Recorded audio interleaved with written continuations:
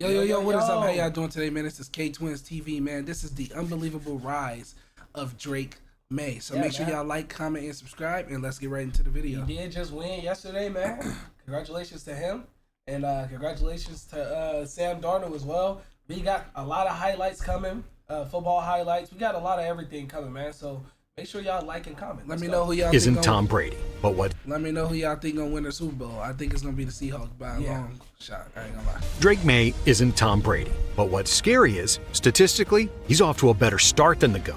Because in just his second year, Maye's first in the NFL in passer rating, first in completion percentage, top 5 in passing yards per game, top 3 in touchdowns, and somehow still top 5 in QB rushing yards. Drake Maye is a more mobile version of Brady. You get an all-timer about every 4 or 5 years. I think we found one. He turns dead plays into explosive ones. He turns chaos into I ain't gonna lie to you. I mean, that's true, but are we forgetting who he have on his goddamn team? Stephon Diggs, Douglas, Booty, Williams, Chason. Bro, they got a squad. I'm be honest. Marcus Jones. Recently, I haven't even seen bro do any of the stuff I'm seeing right now. Bro, in the last 2 games, I haven't. No. I'm not. The whole season he have, but the last 2 games, I haven't seen. I'm saying Drake Maye this. like that, but I'm also saying he got a great supporting cast. You need that. chances, and he makes throws on the move that shouldn't exist. And just how diabolically accurate this player has been. Because I don't feel like we've given him actually enough justice in terms of just how effective he's been putting the football wherever he wants. From leading the NFL in completion percentage to becoming an MVP candidate in his second season at just 23 years old and leading the Patriots somewhere they haven't been since Tom Brady, this is the story of Drake Maye. Here we go. Growing up, Drake Maye was the youngest brother in the most competitive household in North Carolina. His dad, Mark, had played quarterback at UNC back in the 80s, and his brothers were just as legendary. Luke played basketball for the North Carolina Tar Heels from 2015 to 2019, and was part of the team's 2017 national championship win. In fact, he made headlines during the Elite 8 game as he made the game-winning shot to beat Malik Monk's Kentucky squad with 0.3 seconds left, eventually paving the way for their overall victory. Cole won a national championship in baseball at Florida, and Bo hooped for UNC too. This family is the Mannings of North Carolina, former North Carolina offensive coordinator Phil Longo said. So, every day in that house felt like the Olympics without the cameras. But here's the thing. Instead of getting buried under all that pressure, Drake absorbed it. As a freshman at Huff High School, Drake sat behind a junior quarterback because his coach was committed to playing the upperclassmen. But the rest of the state already knew something that the coaches weren't saying out loud. During playoff prep that year, Myers Park head coach Scott Chadwick started doing what every coach does, scouting opponents. But when he got on the phone with coaches who'd faced Huff earlier in the season, they told him something he couldn't believe. "I had other coaches tell me, hey, don't hurt the starter. You don't want to knock him out," Chadwick said. "You don't want that freshman coming in. The freshman is the better quarterback. You don't want him coming in. Don't knock the starter out." Chadwick didn't fully understand what that meant yet, but he would, because while Drake waited behind the starter, he started training at Chadwick's quarterback factory that he ran with Vikings quarterbacks coach John. Oh, he was already training with a pro. I mean, you have a family of athletes, and on top of that, they've done so well for themselves that they got the bread to do whatever they want. So they're putting you in quarterback school, showing you what this is, what that is. He's had time to develop. Bro, he's only 22, Kaylon. 23. 23? No. Hey Siri, how old is Drake Maye? He just turned 23 in August. Yeah. What are we talking about, bro? McCown. Chadwick was so impressed that he convinced the Mayes to move just so Drake could play for Myers Park. And that decision changed everything. In his sophomore year, he threw for 3,201 yards and 36 touchdowns, leading his team to the state semifinals. Then, in his junior season, Myers Park averaged 50 points per game and were the #1 team in the state and nationally ranked. Maye set a state record by completing 72% of his passes for 50 touchdowns to just 2 interceptions. But the state playoff formula sent him on the road in the quarterfinals to play the #2 team in the state, where they fell 35-32. But Drake wasn't done, and his senior season was shaping up to be historic. He was already a 4-star recruit with offers from Alabama, Clemson, Ohio State, and UNC. And Myers Park was going to have 2 nationally televised games, one of them at Bank of America Stadium on NFL Network, against Trinity Christian and some kid by the name of Shedeur Sanders and his dad, Deion Sanders. And then that wonderful thing called COVID happened. And Drake Maye, one of the best high school quarterbacks the state had ever seen, never played another down. I ain't gonna lie to you, he would have lost. They would have lost to Shedeur team. And I'm not saying that as a Shedeur supporter. I'm saying that as if you seen his high school team, they was crazy, bro. They was crazy. I ain't gonna When it lie. came time to pick a college, after originally committing to Alabama, Drake decided to continue his family's legacy. He was going to UNC. But the Tar Heels already had a star quarterback in Sam Howell. So Drake redshirted in 2021, waiting and learning. What was it like learning behind Sam Howell? Yeah, I think it was a blessing. I think the main thing about Sam was just, how he approached it. Every day, his preparation, whether it's in this quarterback room or just, day in, day out. He treated it like, it was a 9-to-5 job. Everything he thought, he kind of did his life around football, and especially in season. We'd stay in till, 8 to 9 o'clock and, sometimes even 10 o'clock, just watching film over and over. Same clips, I tell him, Sam, we already watched that and stuff like that. By 2022, this was Drake's team. And on opening night against Florida A&M, he threw 5 touchdowns, becoming the first UNC quarterback to ever do that in their debut. And by the end of 2022, Drake led the entire country in total offense, with a combined 5,019 passing and rushing yards. He set the school record for passing yards, tied the record for touchdowns, and took UNC to the ACC Championship game and the Holiday Bowl, as he earned ACC Player of the Year as a first-year starter. And he didn't stop. In 2023, teams threw everything they had at him, and he still delivered 3,600-plus passing yards, 24 touchdowns through the air, 9 more on the ground, and multiple 400-yard performances. By the time he finished his college career, he was top 5 in passing yards and passing touchdowns in UNC history, all while starting only 2 seasons. Now he was heading to the NFL draft, a draft that was historically... Wait, he only played 2 years in college? Yes. So he could have broke the record. He redshirted in 2021, in 2022, 2023 he played. In So 2024 he could have broke the record. Yes. Loaded with quarterback talent. Yes. There was Caleb Williams, Jaden Daniels, Bo Nix, J.J. McCarthy, and Michael Penix, all projected to go in the first round. 2 Heisman winners, 2 QBs who had just faced each other in the national championship. And right in the middle of all that chaos sat Drake Maye, the prospect nobody could quite pin down. Caleb Williams was the locked-in number 1 pick going to the Bears, but behind him, no one knew who was going number 2. Some scouts swore Drake Maye was the best QB in the entire draft. Others said they wouldn't touch him at number 2. And in a class this stacked, that uncertainty mattered. So, with the second pick, the Washington Commanders played it safe, selecting LSU's Jaden Daniels, who had played 55 college games, nearly double Drake's total. That left the Patriots on the board at number 3, with the option to either trade down or stick and pick. And despite Brian Daboll and the New York Giants desperately trying to trade up, the Patriots refused, because they knew exactly who they wanted: Drake Maye. We had like a 20-minute interview with Robert Kraft in July, and he kept saying, I have my guy. I have my guy. And he was talking about Drake Maye. When Tom Brady walked out of New England in 2020, the Patriots lost the engine that powered 20 years of dominance and 6 Super Bowls. They tried everything, from Cam Newton to Bailey Zappi to Mac Jones, but none of it worked. From 2022 to 2024, Mac Jones actually going crazy on his Mac team. Jones just needed time. The thing is that they don't give these quarterbacks enough time to develop, because they want to see winning now. They want to win like, now. What, 3-4 years for a quarterback to really actually develop, get in right? there and develop. Yeah, facts. the Patriots ranked bottom 5 in offensive yards every single season. The dynasty was ashes, and this Drake Maye kid was drafted to save them. However, the Pats' initial 2024 plan was for Maye to sit and learn, as Jacoby Brissett led the team. But after a brutal 1-4 start, New England made the bold move to hand the keys to Drake Maye, and his first game changed everything. Houston, on the road, against a tough defense. No one would have blamed him for looking overwhelmed.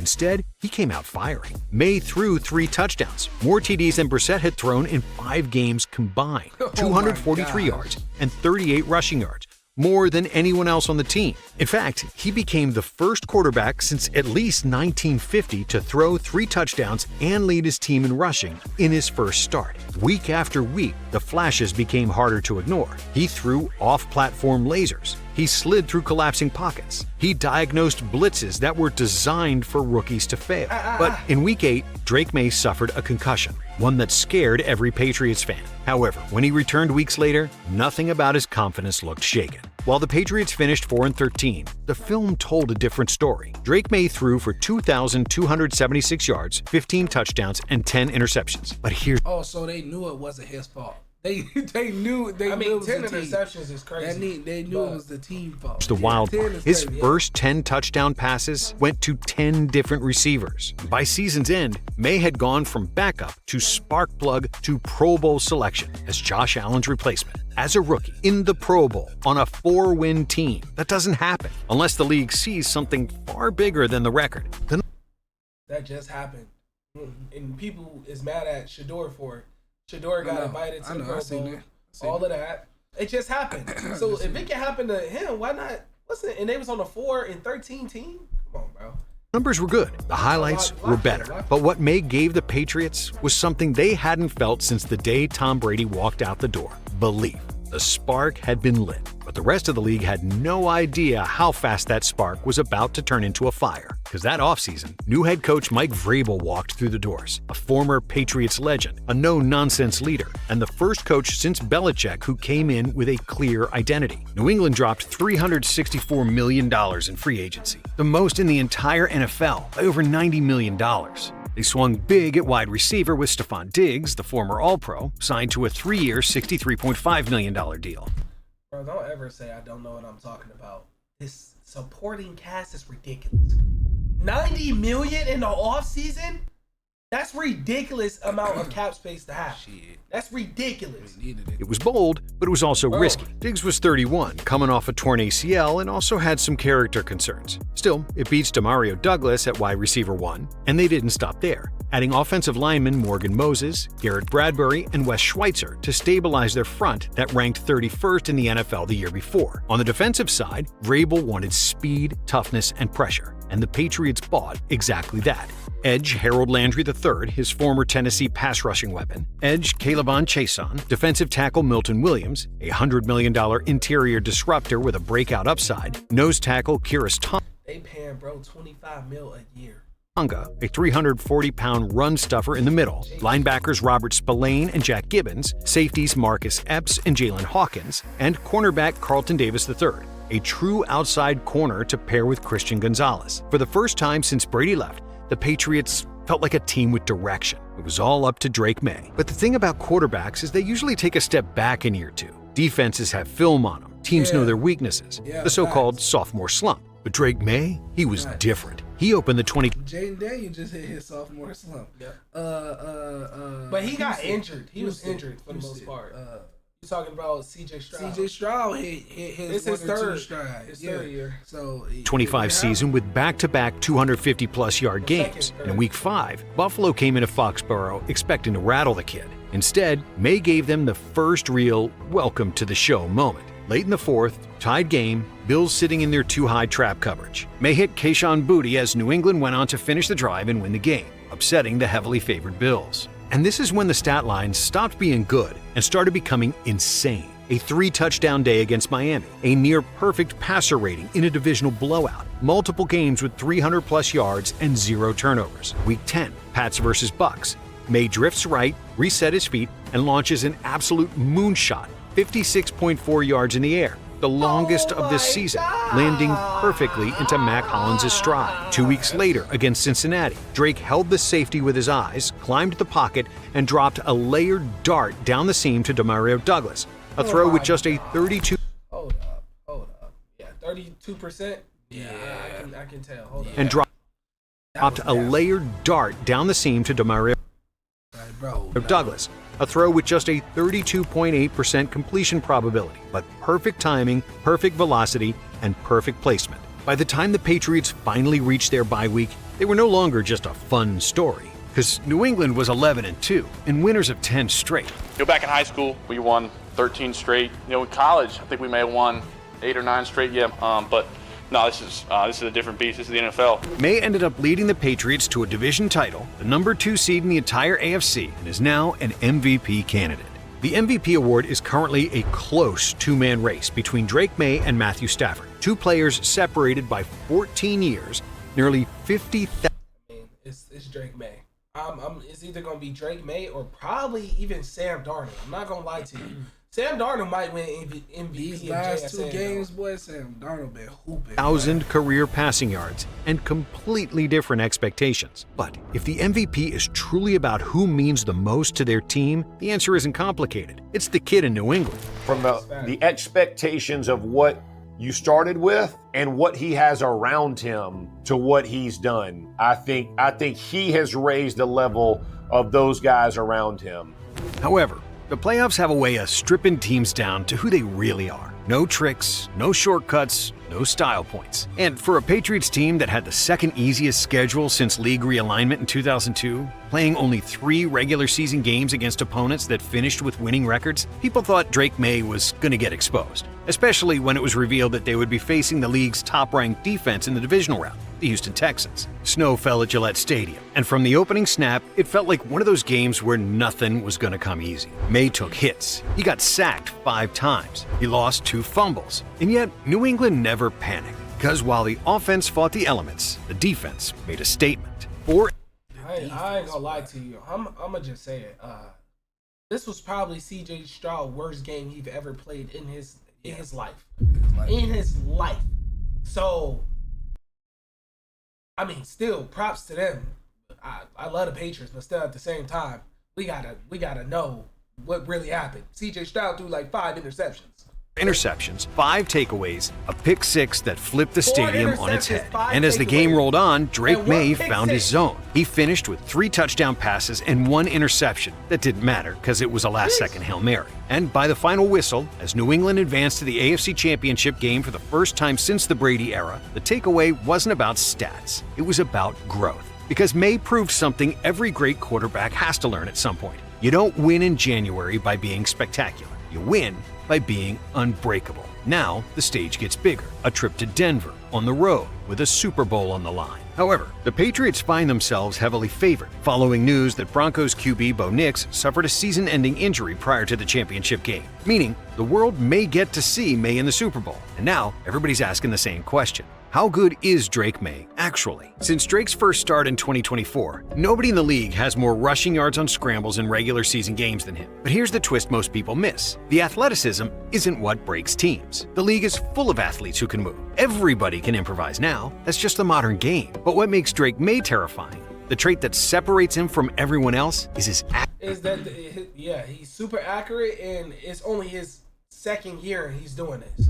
Yeah, that's crazy. That's crazy. That mean when he get his contract in about a year, I think they probably pay bro next year. I ain't gonna lie. That's gonna be a huge contract because you gotta understand that they gotta pay the quarterback and then you gotta pay your receivers, the line, all of this. So it's gonna be a lot, bro. Accuracy. Each player kind of like has their own subtle nonverbal tells, and Drake's such a smart guy. He understands all these things, so he's able to put it in the right spot for every type of pass catcher, whether it's a larger tight end or it's like Pop Douglas, a very explosive, twitched up receiver. This season, he led the NFL in completion percentage by completing 72% of his passes. And he did it behind an offense where 6 different players have led the team in receiving yards in a game. He has an uncanny ability to see the coverage post-snap. New England quarterbacks coach Ashton Grant said, Maye was the first QB since Patrick Mahomes in 2018 to generate a plus 200 EPA on his passes, finishing with plus 203.1. He led the NFL with 112 downfield completions and 99 completions under pressure.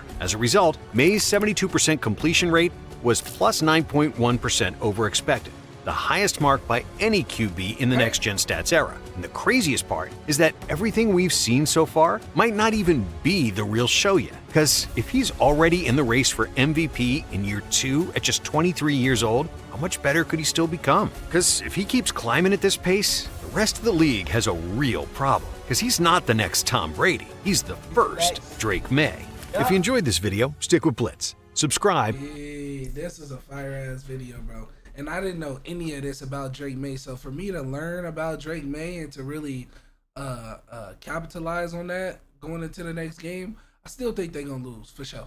Yeah. But I really love how dedicated he looks in how good he is for his age, bro. Yeah. He could have stayed in college for 2 more years. Yeah, bro is really good. That's why people think, like, what? He came out at 21, 22. He came out in 21, like at 21 years old. That's ridiculous, bro. That is very young for a QB, bro. That's how you can tell he's smart and he watch a lot of film, because look at him now. 2 years down the road, bro, you're in the Super Bowl. Win or lose, you could say you went to the Super Bowl your second year ever being an NFL starter. And you have, hopefully, God willing, 18 and 20 more years to go if you want to really go that route. Yeah. So, I don't know, man. But, anyways, yeah, man. This was a dope video, Facts. man. Make sure y'all watch the other videos on the channel, man, as they are dope too, man. Make sure y'all like, comment, and subscribe. And we out of here, man. Peace. Peace.